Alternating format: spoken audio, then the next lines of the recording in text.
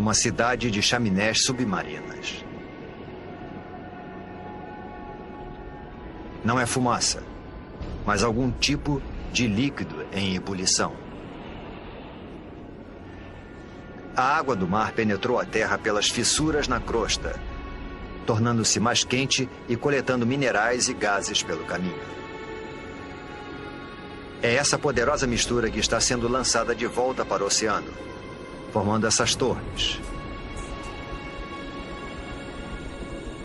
Acrescente a isso os minerais e as substâncias químicas dos meteoritos, e a água se transforma numa sopa de substâncias químicas. É impossível saber como e onde, mas de alguma forma essas substâncias químicas se reuniram para dar origem à vida. Agora a água está repleta de organismos microscópicos. Essas bactérias unicelulares são as primeiras formas de vida na Terra.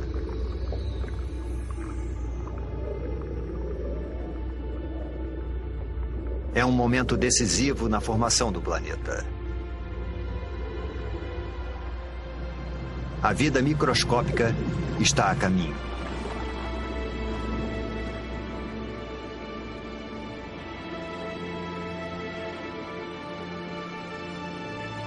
No entanto, por centenas e milhares de anos, nada muda. Não há progresso algum. Nenhum avanço na evolução. Os únicos seres vivos eram as bactérias unicelulares. Para encontrarmos formas de vida mais complexas, precisamos avançar no tempo para 3,5 bilhões de anos atrás, em um oceano raso.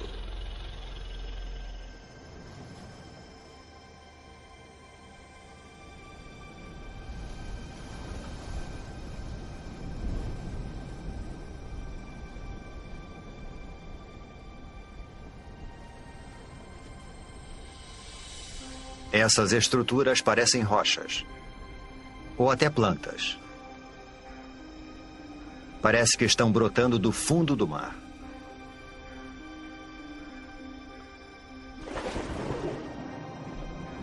Cada estrutura é um amontoado de bactérias vivas, uma colônia chamada estromatólito.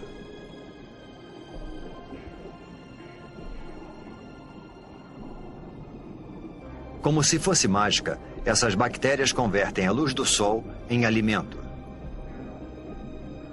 Esse processo denominado fotossíntese utiliza a luz do sol para transformar dióxido de carbono e água em glicose.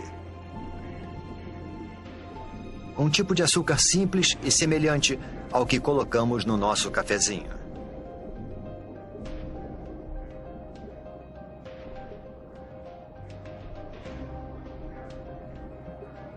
E essa transformação mágica libera um subproduto, um gás, chamado oxigênio. Submersos, os estromatólitos vão aos poucos suprindo os oceanos com oxigênio.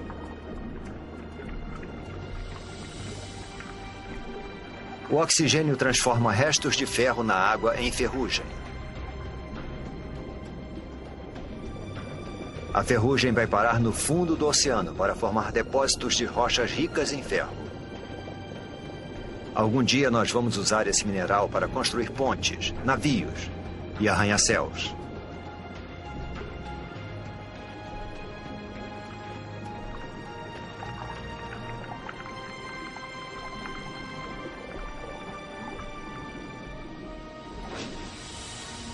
Acima das ondas, o oxigênio modifica a atmosfera. Os estromatólitos estão produzindo o elemento mais importante para a vida na Terra. Sem eles, praticamente todas as coisas vivas não existiriam. Quando respiramos, fazemos isso graças a essas antigas colônias de bactérias. Nos próximos 2 bilhões de anos, o nível de oxigênio continua aumentando. E à medida que o planeta gira mais devagar, os dias se tornam mais longos. Agora, os dias duram pelo menos 16 horas. Estamos descobrindo que demora um tempão para se formar um planeta. 1,5 bilhão de anos atrás, 3 bilhões de anos após o nascimento do planeta. E ainda não existe nenhuma forma de vida complexa. Nenhuma planta, nem dinossauros e nem humanos. Mas a Terra tem algo que nenhum outro planeta tem. Uma força capaz de modificar qualquer coisa.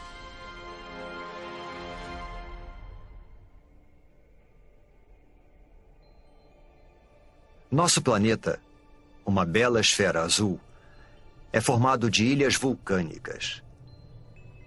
Há 1,5 milhão de anos, abrigava formas de vida primitivas.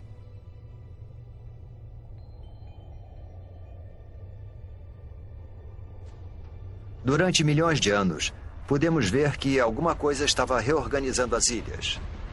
Escondida sob o oceano, a crosta terrestre se dividiu em enormes placas. Mas a fundo, o núcleo da Terra está em atividade. É mais quente que a superfície do Sol. Tão quente que provoca o movimento das rochas sob a crosta. Esses movimentos puxam e empurram as placas ao redor do globo e carregam com elas os oceanos e as ilhas. Milhões de anos se passaram. Desse ponto de vista, parece que o nosso planeta está ativo e em transformação. Vivo. Ao longo de 400 milhões de anos, um novo e vasto supercontinente é formado. O Rodinia.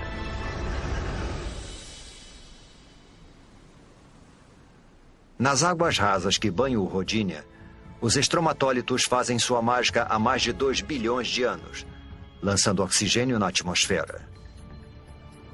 A temperatura é de 30 graus Celsius e os dias têm 18 horas de duração.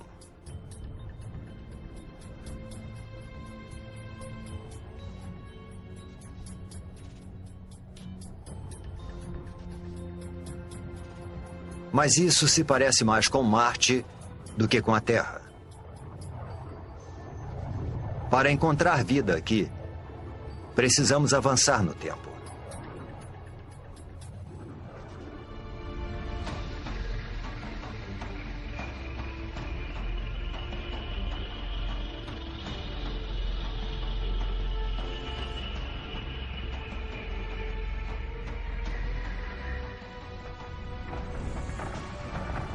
Esse é o estado de Washington, 750 milhões de anos atrás. Alguma força das profundezas do próprio planeta está rasgando a crosta em pedaços. É como se o mundo estivesse se fragmentando. E só existe uma força poderosa o bastante para fazer isso: o calor. Ele escapa do núcleo terrestre em fusão, esticando e enfraquecendo a crosta. Centímetro por centímetro, ano após ano, o imenso supercontinente está se dividindo em dois.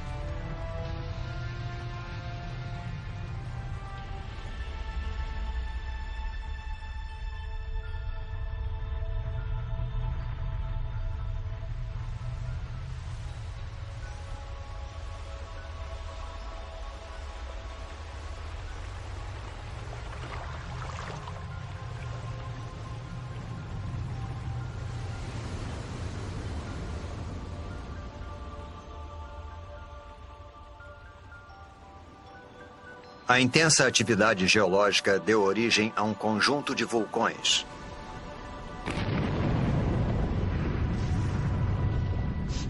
Os vulcões lançam dióxido de carbono na atmosfera.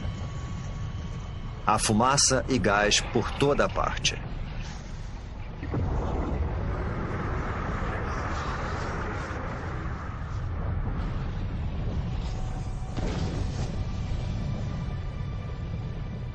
O dióxido de carbono se mistura à água, formando a chuva ácida.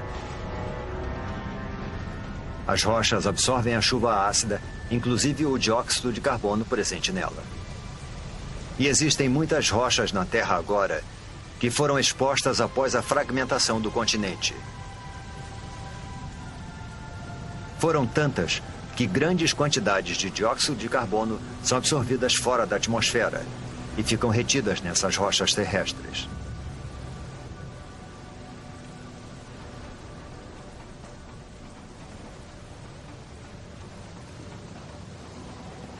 Não existe dióxido de carbono suficiente na atmosfera para bloquear o calor do Sol ao redor do planeta. Em poucos milhares de anos, a temperatura despenca para menos 50 graus Celsius.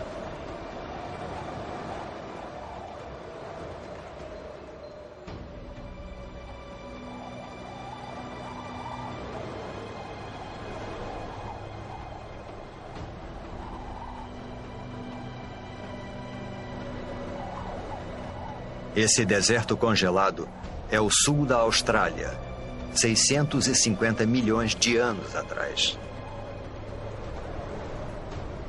É o começo de algo que alguns cientistas chamam de Terra Bola de Neve.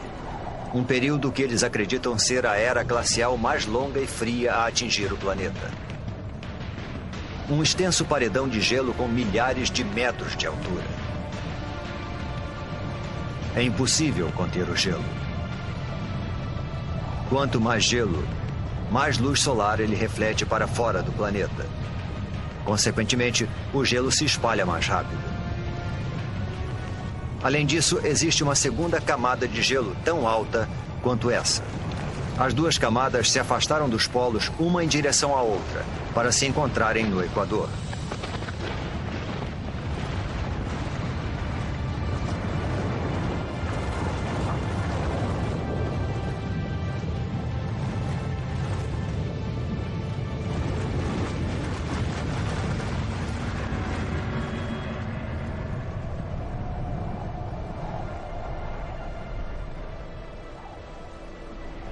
Agora, uma camada de gelo de 3 quilômetros de espessura jaz no planeta Terra.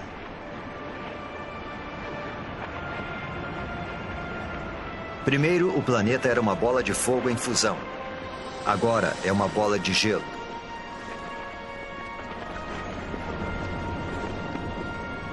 Praticamente toda a luz solar e o calor são refletidos para o espaço.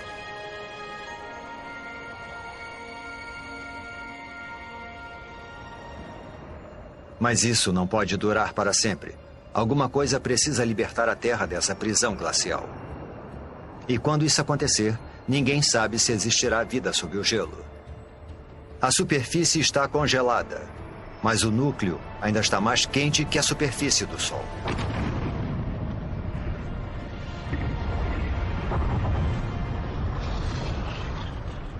Os vulcões estão em erupção desde que o mundo começou a esfriar. Mas até agora, nem o calor nem a força gerados por eles têm tido impacto no gelo.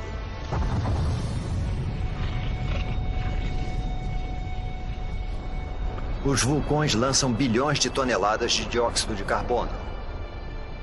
Antes da era glacial, as rochas na Terra absorviam a maior parte do gás carbônico. Mas agora, com as rochas asfixiadas pelo gelo, não existe nada que absorva esse gás. Dessa forma, ele invade a atmosfera.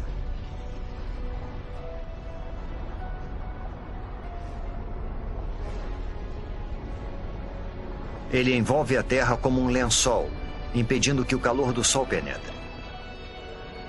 As temperaturas aumentam. Após 15 milhões de anos, o gelo começa a derreter.